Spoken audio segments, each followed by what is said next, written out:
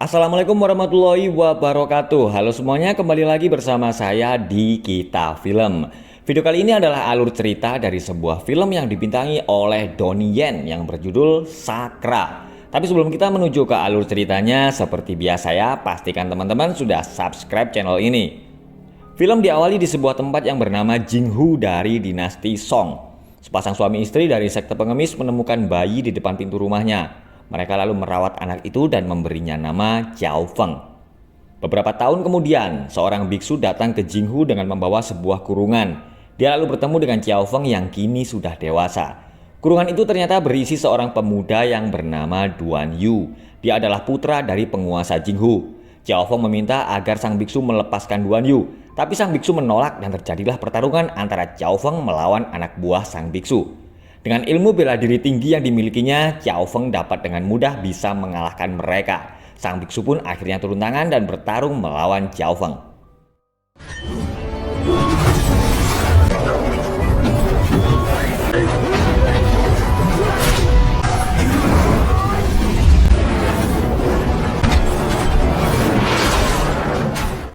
Pertarungan sengit terjadi antara Xiao Feng dan sang biksu karena mereka berdua sama-sama memiliki ilmu bela diri yang tinggi. Tapi Xiao Feng bisa mengalahkan sang biksu dengan jurus 18 tapak penakluk naga. Sang biksu akhirnya sadar kalau Xiao Feng adalah pemimpin dari sekte pengemis atau kelompok Kaipang.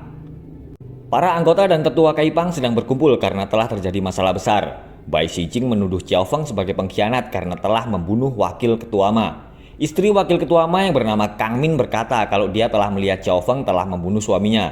Dia lalu memberikan sebuah surat yang pernah ditulis oleh suaminya kepada tetua Bai. Dalam surat itu ditulis kalau Xiao Feng sebenarnya bukanlah keturunan Kaipang, tapi dia dari suku Citan, yaitu sebuah suku yang dianggap pengkhianat dan melawan dinasti Song. Demi menghindari perpecahan antar tetua Kaipang, Xiao Feng akhirnya memutuskan untuk mundur menjadi ketua Kaipang. Sekelompok orang dari keluarga Murong sedang mengamati wilayah Jinghu. Mereka adalah Murong Fu dan seorang perempuan yang bernama Azu. Keluarga Murong dikenal sejak lama bermusuhan dengan Kaipang. Murong Fu lalu menyuruh Azu untuk pergi ke kuil Shaolin. Xiao Feng kembali pulang ke rumahnya, tapi dia terkejut saat melihat kedua orang tuanya telah terbunuh. Guru Xiao Feng adalah seorang biksu dari kuil Shaolin yang bernama Xuan Ku. Dia sedang terluka karena telah diserang oleh seorang pria misterius. Tapi Xuan Ku tidak mau mengatakan siapa orang yang telah melukainya. Xiao Feng mendatangi kuil Shaolin untuk bertanya tentang jati dirinya kepada Xuan Ku. Tapi ternyata Xuan Ku sudah meninggal. Seorang biksu muda yang melihatnya lalu berteriak dan berkata kalau Xiao Feng telah membunuh gurunya. Ternyata biksu muda itu adalah Azu yang sedang menyamar. Dia pergi ke kuil untuk mencuri kitab Shaolin. Azu terluka karena terkena jurus tapak besi dari guru Xuanan. Para pendekar Shaolin lalu menyerang Xiao Feng, tapi dia dengan mudah bisa menahan mereka dan membawa Azu pergi dari situ. Dengan tenaga dalam yang dimilikinya, Xiao Feng berusaha menyembuhkan Azu karena dia merasa bertanggung jawab atas luka yang diderita oleh Azu. Xiao Feng lalu membawanya pergi ke desa Juxian untuk mencari seorang tabib yang bernama Tabib Shu agar Azu bisa sembuh. Azu berkata kalau dia adalah seorang pembantu dari keluarga Murong. Dia diperintahkan untuk mencuri kitab Shaolin dan sebagai imbalannya, Murong Fu akan memberitahu tentang jati diri Azu dan bisa bertemu dengan orang tuanya. Xiao Feng kemudian berjanji akan membantu Azu untuk menemukan kedua orang tuanya. Selama perjalanan, hubungan mereka berdua akhirnya menjadi semakin dekat. Di desa Juxian, para tetua kelompok sedang berkumpul. Mereka sedang memikirkan cara untuk menangkap Xiao Feng. Xiao Feng akhirnya tiba di desa Juxian dan mencari Tabib Shu. Kang Min memohon agar para pendekar mau membantunya untuk membalas kematian suaminya. Tabib Shu akhirnya keluar. Dia bersedia mengobati Azu asalkan Xiao Feng mau bertarung sendirian menghadapi mereka. Momen yang sangat mengharukan terjadi saat Xiao Feng melakukan upacara penghormatan dengan tujuan menghapus dendam dan ikatan antara dirinya dengan sahabat-sahabatnya dari Kaipang dan kuil Shaolin sebelum mereka memulai pertarungan. Akhirnya pertarungan dimulai. Xiao Feng harus bertarung melawan para pendekar yang dulu pernah menjadi sahabatnya.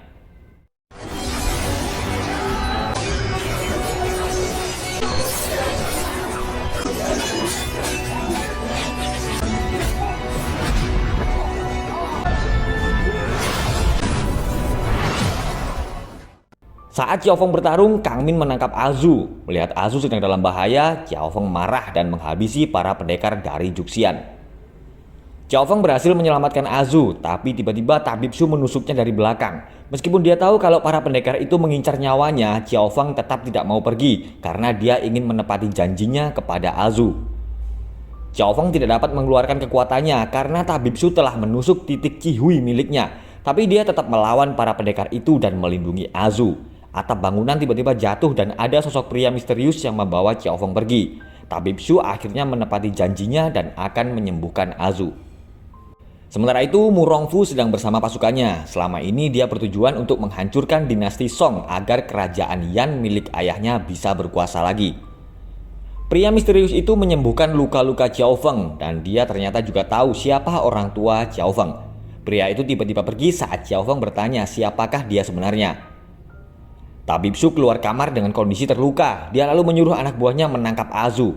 Ternyata dia bukanlah tabib asli, tapi Azu yang sedang menyamar. Dia lalu membakar klinik dan obat-obatan milik tabib Su dan pergi dari situ. Xiao Feng akhirnya bertemu dengan Mu Rongfu. Mu Rongfu mengajak Xiao Feng untuk ikut bergabung dengannya dan menguasai dunia persilatan, tapi Xiao Feng menolaknya. Sekelompok pasukan Song menangkap dan menyiksa beberapa warga dari suku Citan. Pasukan Song lalu membunuh para warga Citan yang berani menentang mereka. Tapi tidak berapa lama, Xiao Feng lalu datang dan menghabisi pasukan Song. Xiao Feng merasa bingung karena dia harus memilih antara menjadi bangsa Song atau bangsa Citan. Akhirnya Xiao Feng kembali bertemu dengan Azu.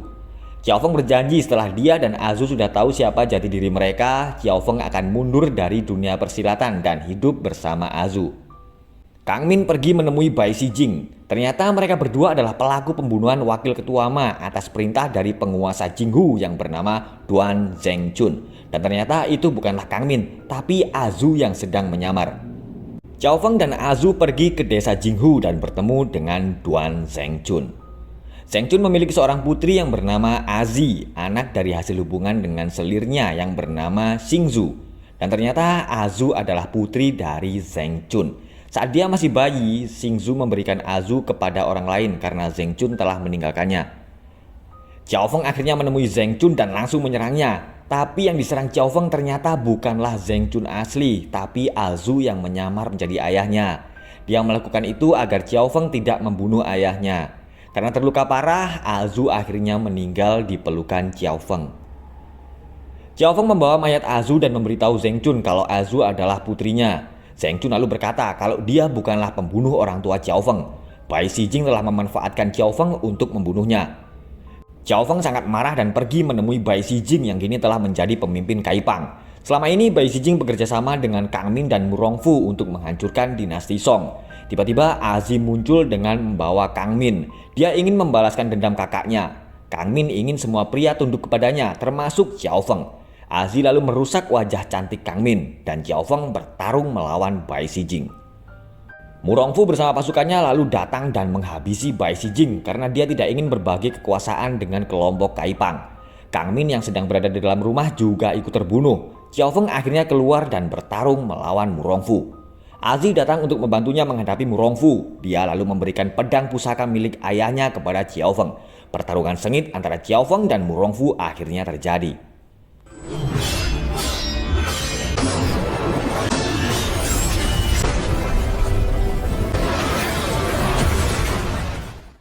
Xiao Feng menjadi semakin murka saat dia melihat para sahabatnya dari Kaipang telah dibunuh oleh Mu Rongfu. Tapi tidak mudah baginya untuk mengalahkan Mu Rongfu karena dia juga berilmu tinggi. Xiao Feng lalu teringat dengan apa yang diajarkan oleh gurunya saat dia masih kecil. Seperti mendapatkan sebuah kekuatan besar, Xiao Feng kembali sadar dan menghadapi Mu Rongfu.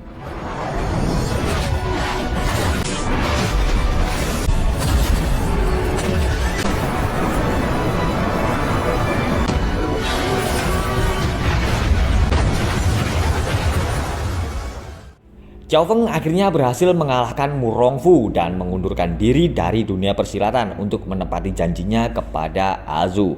Xiao Feng akhirnya mendatangi bangsa Citan dengan ditemani oleh Azi. Dan di akhir film diperlihatkan ada seorang pria yang membawa dan menyembuhkan Mu Rongfu. Dia adalah Mu Rongbu, ayah dari Mu Rongfu. Dialah yang dulu membunuh ibu Xiao Feng. Dan ternyata yang membunuh orang tua angkat Xiao Feng dan gurunya adalah Xiao Yuan Shan, ayah dari Xiao Feng. Dialah pria misterius yang telah menyelamatkan Xiao Feng. Dua musuh bebuyutan 30 tahun yang lalu akhirnya bertemu kembali. Nah, itu tadi alur cerita dari film yang sangat keren guys, yang dibintangi oleh Donnie Yen yang berjudul Sakra. Sepertinya bakalan ada kelanjutan dari film ini ya guys. Terima kasih sudah menonton dan pastikan kalian sudah subscribe channel ini untuk alur cerita film berikutnya. Wassalamualaikum warahmatullahi wabarakatuh.